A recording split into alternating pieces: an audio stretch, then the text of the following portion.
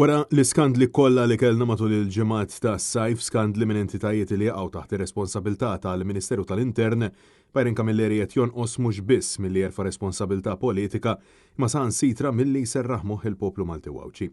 Dan intqal f'konferenza tal-aħbarijiet l-4 nofsinhar indirizzata mix-Shadow Ministers Darren Karabottu u Claudette Buttigieg kif ġie spjegat illi wara silenzju assolut minn ta' Camilleri, il-Ministru feġġ risposti studjati li aktar qajmu mistoqsijiet milli ċertezzi.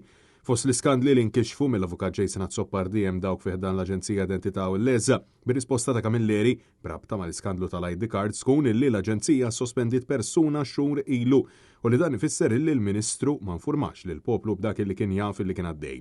Ix-Shadow Minister Nazzjonalista Darren Karabott sostna li huwa disgustanti il-fatt illi il-Ministru jaħbi tal-informazzjoni miċ-ċittadini. Meta inti tara Ministru li da jgħidlek illi kien jaf xhur ilu tal-identità, però ma kienx hu illi kixifha.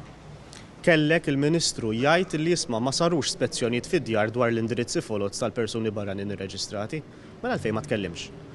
Dawn kollha huma turija ta' nuqqasijiet serji mhux biss is-set ngħidu ta' azzjoni politika li diġà tkellimna fuqha, però hi nuqqas serju ta' li l-poplu tgħidlu kif inhi.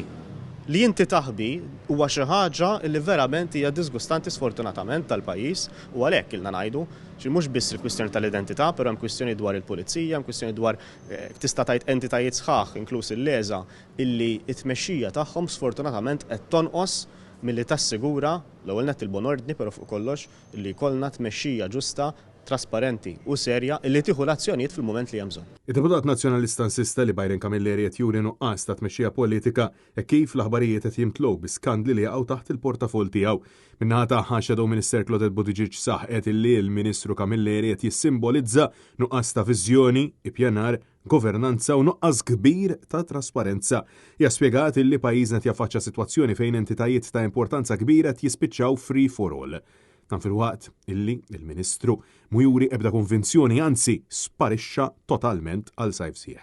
Tanti appellat lil ħaddiema ta' Rida Tajba biex jersqu l-qudiem. Il-fatt li hu jisparixxi u meta jiġi lura jitkellem qisu ma ġara xejn f'dan il-pajjiż huwa hu stess li qed jgħaddi messaġġ ta' impunità.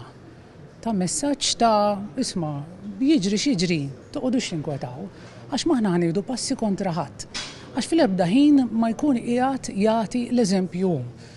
Aħna ngħidu bil-Malti l-eżempju jkaxkar.